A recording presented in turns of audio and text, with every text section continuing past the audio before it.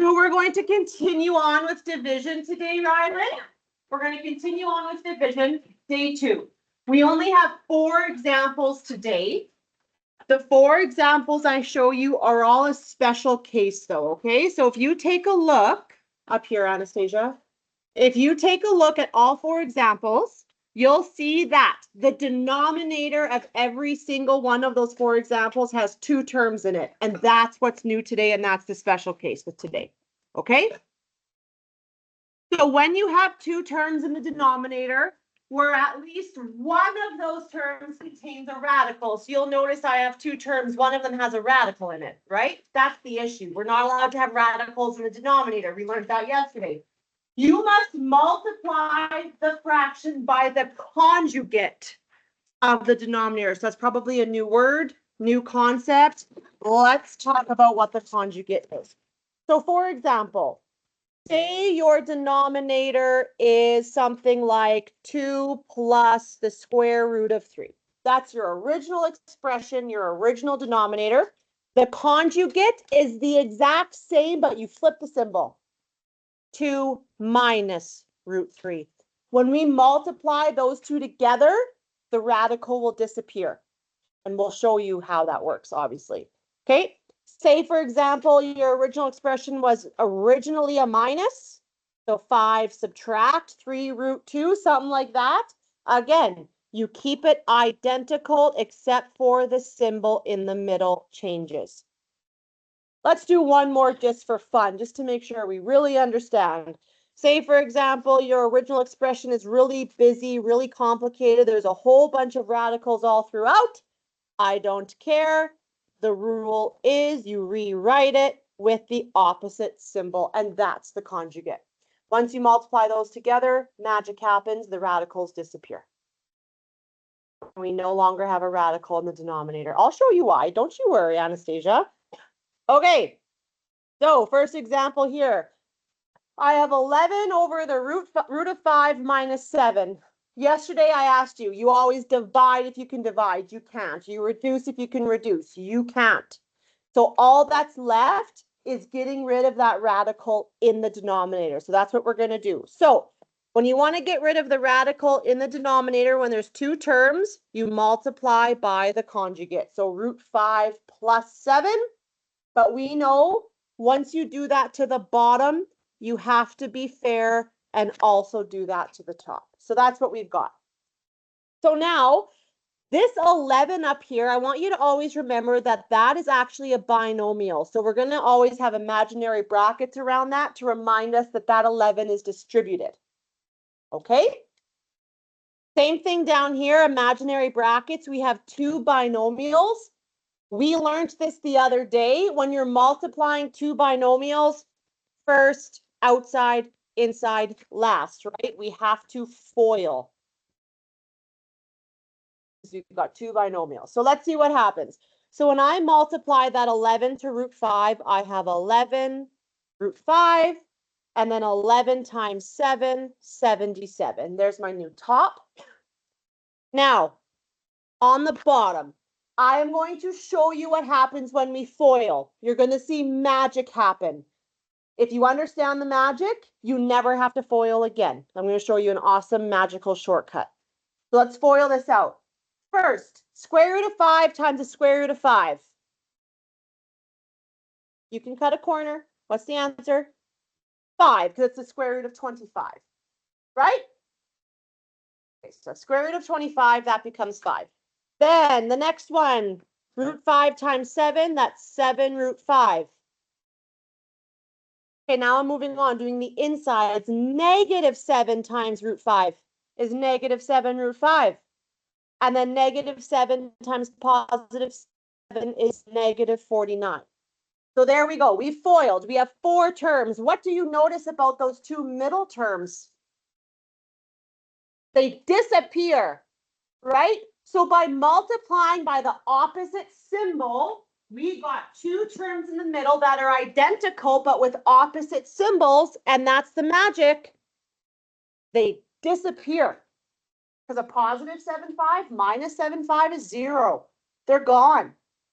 And so all you have to do in the denominator is go 5 minus 49. You clean up your denominator now. All right, so my top stays as is, and my denominator, 5 minus 49, is negative 44. Okay. Now, once you get to this step, yesterday I said this to you also, every single step, you should be re-asking yourself, can I divide, can I reduce? And you can. You can reduce the 11, the 77, and the 44. And remember how I said it's all or nothing yesterday? So all three of these big fat numbers out front can be divided or reduced by 11. Also, when I reduce these guys, I don't like having a negative on the bottom. That's just bad math etiquette. But when you have a negative, you can just slide this negative to be in the middle. So you're allowed just to slide that up. Okay? So when I rewrite my next step and I divide everything by 11,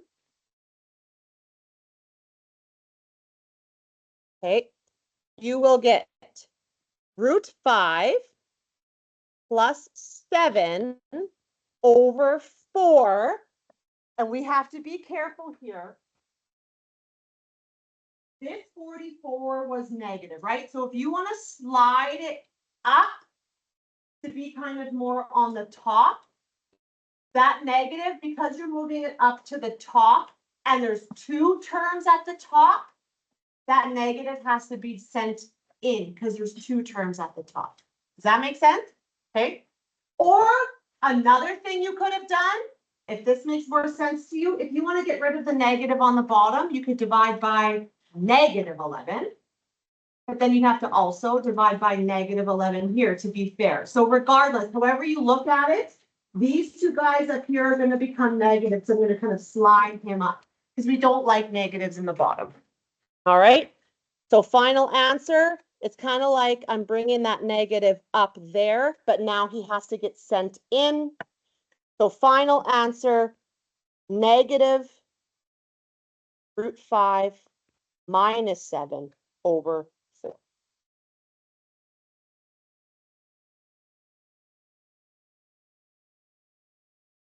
Okay. Let's do another one. Let's watch the magic happen again. All right.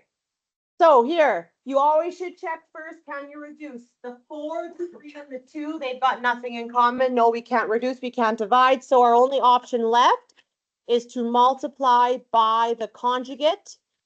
And remember to change the symbol. So often on the quiz, I see students keeping the symbol. We need the opposite symbol so that the terms cancel in the middle. So now that we've seen the magic happen, we know that the middle two terms will cancel, yes? Every time. So essentially, all you have to do when you're multiplying is multiply these two together and multiply those two together. Because we know multiplying the other sets, they're going to cancel out anyway. So let's save ourselves some time. Does that make sense? I proved to you that the two middle cancel out, right? So why do those multiplications to begin with? If you want to FOIL it every single time and cancel out, by all means. But essentially what's going to happen every time, you just multiply those together and you multiply those together. I call them the twins. We multiply the twins together. The other two multiplications are a moot point. We don't need them. And remember, brackets distribute. Okay? So when I distribute that 4 times 3 is 12. And then 4 times 2 is 8 root 2. Okay, down low, 3 times 3, if I multiply the first set of twins, is 9. Then you have to multiply your second set of twins. So if you want to, I can just do this on the side. You are multiplying 2 root 2 times itself. So multiply the fronts together. 2 times 2 is 4. Multiply the radicals together, also 4. Well, the square root of 4 is 2. 4 times 2 is 8. You should never have a radical left in your denominator. They should always disappear, okay? And then the symbol you always use, no matter what, is a negative. Always. Because when you multiply these last two together, the twins, you're multiplying a negative by a positive. The result will be always negative. And then it is 8. So you know what I'm going to do? I'm going to delete that. Who cares? 9 minus 8 is 1. We just totally got rid of our denominator. That's my final answer. 12 plus 8 root 2. We cannot add those together. We are done. Okay? All right. Number 3. All right, we're getting nasty here. We got a lot of stuff going on. I can't reduce anything. I have a 5, a 1, a 2, and a 4. Those 4 numbers have nothing in common. The roots 3, 2, 6, 3, those have nothing all in common. No dividing, no reducing. We just get to work. So the conjugate is identical to the denominator, but the opposite symbol. There we go. For the first time today, what do we have to do on the top? Foil. We have to foil on the top. For the first time today, we have 2 terms to begin with. We have a binomial times a binomial. We have to foil on the top. Listen to me. This happens on the quiz so often, I lose my noodle. Students often think that the magic also happens on the top. The magic doesn't happen on the top because these are 2 totally different binomials, right? They don't cancel each other out. There's no identical terms. The magic only happens down here. Understood? Yes? No one's going to do that on the quiz, right? On the quiz, you see a binomial up top, you foil that baby. The magic only happens in the denominator, okay? So if I am multiplying these guys together, I'm going to start with my firsts. So 5 times 2 is 10. 3 times 6 is 18. Then I'm going to go along with my outsides. 5 times -4 is -20. Root 3 times root 3 is root 9. By all means, you could just write 3 there. You see that corner? Okay, on to the next set. I'm now going to distribute my root 2 into both. So root 2 times 2 root 6. That 2 has nothing to multiply it with, so he's just going to stay at 2. Oh, where did my thin mark? There we go. Plus, oh my gosh. Where did the normal marker go? I lost my, where is it? This one? No, this one? Okay, sure, I'll use that one. Okay, root 2 times 2 root 6 becomes 2 root 12. And then finally, the last, that will be -4 root 6. So there, you foiled the top. Now on the bottom, the magic can happen. All right, so you multiply the twins together only. So if you're multiplying the first set of twins, the 2 times 2 makes a 4. And then, however you want to do this here, you could jump right to 6, or you could just go square root of 36, because root 6 times root 6 is just 6. By all means, cut that corner. And then you know it's always going to be a minus. 4 times 4 is 16. Root 3 times square root of 3 is square root of 9, or of course, just write 3. Okay, now we still got some work to do here. Look at that top and ask yourself, what can you clean up? What can you simplify? What can you add or subtract together? So work left from right. You've got an 18. Can you find a perfect square inside 18? Then you must. Okay, so I'm just going to cut a little corner here and write 9 times 2. I'm going to do this across the board. Square root of 9. I know that that's just a straight up 3. Beautiful. 12. Perfect square inside 12. Absolutely. I'm going to break that down to 4 times 3. And then the square root of 6, nothing. So when I rewrite the top,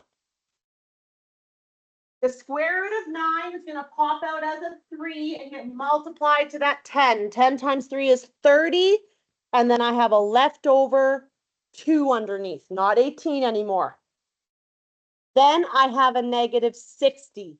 Yes? Everyone see how I got the 60? 20 times 3. Beautiful. All right. When I square root 4 and pop out that 2, it gets multiplied to the 2 that's already there. So I have positive 4, and then my root is now a leftover 3, and then that 4 root 6, nothing we can do. Down low, I'm going to do this all in one step. I know that 36 is 6. 4 times 6 is 24. Yes, 16 times 3 is 48. 24 minus 48 is negative 24. We have a negative on the bottom again. Okay. Now, take a look at the top again. You have 4 different terms up there. You cannot add or subtract any of those terms. They don't have identical radicals. That's the rule for adding and subtracting, right? Root 2, root 3, root 6, we cannot bring any of those together. So you might think, we're done, Abby. Demola, why are we not done? And what? We don't have to get rid of the 24. We're going to have a denominator for sure. What? Okay, we're going to get rid of the negative. Yep. 3/2. Whenever you get to a new step, you have to stop and also ask yourselves, is there any reducing to be done? Remember, it's all or nothing. 30, 60, 4, 4, 24. Those can all be reduced by 2. So we must. Okay, and remember, I'm going to say it a million times. You guys know what I mean by all or nothing? If this was this 4, if this 4 were a 5, we'd be done the question. Okay? It has to be all of them. So we are going to go through and divide all of them by 2, or more specifically, to get rid of the negative 2, because that will get rid of the negative on the bottom, and it will distribute it across the top. So divide by -2, divide by -2, divide by -2, divide by -2, divide by -2. And let's clean this up and get our final answer. I officially have negative 15 root 2, positive 30, negative 2 root 3, positive 2 root 6 over positive 12. So every single symbol changed.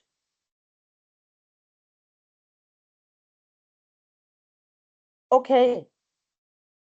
One last one, I threw a variable in. Okay? Let's see how that changes things. Because up to this point, we've had no restrictions, right? Life's been beautiful and easy. Did I move too fast from that? You good? Okay. Now,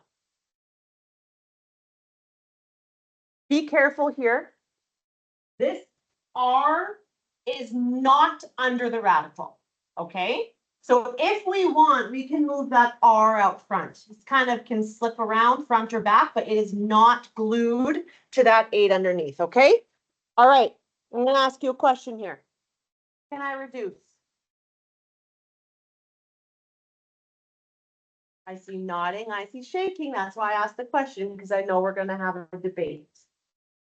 Okay, put your hand up. Absolutely, Miss Wolf. We can reduce that, baby. They all have something in common. Put your hand up. Be confident if that's what you think. Okay. On our sheet, it says 62. Was it off? It says 62. No R. Sorry, that should be a 6R typo. I fixed it on mine, but not on yours. Thank you for letting me know. Okay. My question remains the same. Can we reduce? Do all 3 of those terms, Sophia, have something in common? Okay, but Sophia, I see a 6, an 8, and a 12. Can't those all be divided by 2? Because under the radical. They have to be of the same world. So the 6 and the 12 could be reduced, but because there's no number out here, there's just a 1. No, they cannot be reduced. There is no reducing to be done. All right. So that means we are going to go right into multiplying by the conjugate. Now remember, if you want to move that R out front, you can, doesn't matter, or you can keep it like that. Just make sure you know it's out, and then it'll be minus 12. Root 8 R out, minus 12. Okay, the nice part about this question is we have just a monomial up top, so we're just distributing up top, no foiling. Okay, so be careful when you multiply. You have a 6r times a root 8 with another r. Who wants to tell me what that multiplies to? Any takers? 6r squared root 8. Because this r and this r on the outsides, so r squared, right? And then 6 doesn't get multiplied by anything, neither does the 8. So we have 6r squared 8.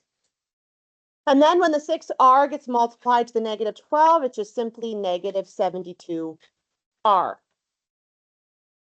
All right, on the bottom, we let the magic happen. We don't do more work than we have to. So when you multiply your twins, root 8 times root 8 is root 64. Root 64 is just 8. So by all means, you can just write down 8. But be careful because you also now have an r times an r when you multiply those twins. So you have an r squared. Okay, when you multiply the next set of twins, easy peasy. 12 times 12 is 144. You know you have a minus. Okay. In the previous 3 questions, we were able to subtract the denominators. We cannot here, one's an r squared. So this is what we've got. So now you start over and you ask yourself, can I divide? Can I reduce? Can I simplify my radicals? What can I do? Who sees something I can do here? What? Reduce. 6, 72, 8, and 144 are numbers of the same world, right? They're all numbers out of the radical, so they can all be reduced. Okay, and that's all. We cannot reduce out an r because they don't all have an r. So 6, 72, and 8 can all be reduced by 2. Alrighty. So I am totally fine with this being our next step. Another thing you could have done is you could have simplified this root 8 to be 4 times 2. The square root of 4 is 2. So this is actually a 12. And then reduce the 12 by 2. By all means. But we can also do that in the other order. We can do this first. Okay, the order doesn't matter here. All right, I have 3r squared. I'm going to change this 8 to a 4 times 2 right now, just because I know I have to eventually. 36r, down low, 8 divided by 2 is 4, r squared, 144 divided by 2 is 72.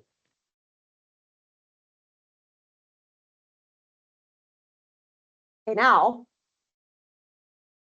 at this junction, 3, 36, 4, 72, nothing in common. However, when I pop out the square root of 4 as 2, this becomes a 6. 6, 36, 4, and 72. Yes, you can reduce. So that's what I mean. You always got to keep checking if you can reduce, all right? So I'm just going to be lazy here and say this is actually a 2 coming out, right, times 2. So this is actually a big fat 6 instead of just rewriting the whole. So I know it's 6, 34, and 72. Let's divide everything by 2 again. Once again, I'm going to be lazy and just put a giant divide 2 there. And I get 3r squared. My leftovers is just a 2 minus 36r. Down here, 2r squared minus 36. And now comes the hard part. We have to just. Oh, sorry. The 36. Thank you. This one right here. 18. My bad. Thank you. All right. Hardest part sometimes is knowing if you're done or not. Are there any radicals you can simplify anymore? No. Do 3, 18, 2, and 36 have a common factor? Sure? No, because 3 and 2, right? Okay. Could I reduce an r out? No, because the 36 doesn't have one. Could I simplify any of my terms together? Because they're similar terms. No, because that's an R squared. That's not. You can't add these. These are totally different. We're done. So even though the final answer still looks very busy, there's nothing we can do. Okay? Okay, but the negative in the bottom here, don't think of that as a negative. That's like a subtraction. You know what I mean? If it's just one term with negative, yeah, pop that out. But this is just a binomial on the bottom. Okay, we're not done this question. Oh, restrictions. Okay, restrictions. You're going to hate me for this.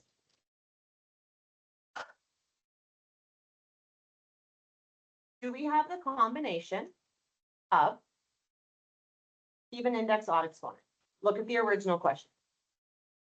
Do I have an even index and an odd exponent anywhere? Okay, well, I do. I have an even index odd exponent technically on that 8, but that R is underneath, right?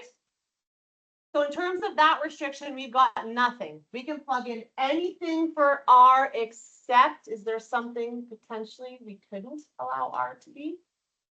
This gets tricky. What did I say was our new restriction yesterday? Our denominator can't be 0. So we have to figure out what value of R makes this become 0. Okay, ready? No. If R is 0, 0 times root 8, that's 0, but 0 plus 12 is 12. So it's not always 0. So this is what you have to do with these questions. You have to take whatever your denominator is. So my denominator is 8R plus 12. And with a tricky one like this, I just say this guy can't be 0. We know that. This whole thing is not allowed to be 0. Okay. But you can't just say that. You have to specifically tell me what R can't be. So we solve for R. Yep, we are going to send that 12 over. It becomes negative 12. And then, if I want to solve for R, I have to divide by root 8 to cancel that out. So R cannot be negative 12 over root 8, but what can't I have in my denominator ever? Radical. So you have to keep going. This is what we did yesterday. When you have just this plain old single radical in the bottom, you just multiply it by itself. So this becomes up top negative 12 root 8 over 8 times 8 is 64. Square root of 64 is 8. But then we have to reduce the 12 and 8. And then we're done, I promise. So I can reduce both of those guys by 4. So negative 3 root 8 over 2. And sorry, what did I just do? Something is wrong here. Oh yeah, that's why. Okay, you can reduce first if you want, then simplify the 8 and reduce again. Or let's simplify the 8 first. Okay, so the way I did that was recognizing that 8 is 4 times 2. I pull out the square root of 4, which is 2. That's how I got that 2 out front.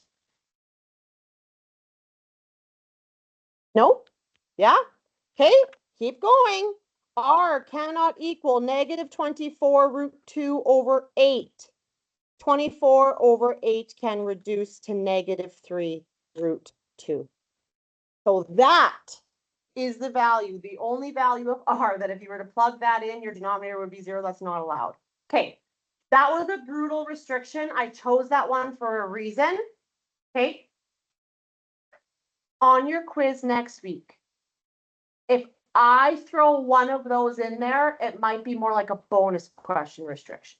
Okay, but on your basic questions, if I ask for restrictions, it'll be more of those simple ones. Okay, so one like this, bonus maybe, because it is brutal. Yes, Demola. To start of the restriction, there you go. Okay, you will see at the bottom, I crossed off some homework. Okay, you do not have to do number 9. You do not have to do any of page 305. All you have to do is number 10 and 11. Okay? Because I know that assignment yesterday was long and a lot of you still got that going on. This is hard stuff. I get it. I'm throwing you a bone. Okay? Work period tomorrow. I just got word that potentially Mr. Hubick got canceled or double booked and he's supposed to be at La Boldis. We're trying to figure it out. Regardless though, someone will be here, but it's just a work period, so I'm not too worried about it. Okay? And you will behave yourselves. I'm not too worried about it. Gentlemen, Cash isn't here, but I'd be looking at him too. Chase, tomorrow, why don't you guys just work independently so the sub doesn't have to worry about dealing with that corner? Okay? All right. Okay, allez-y. Allez-y.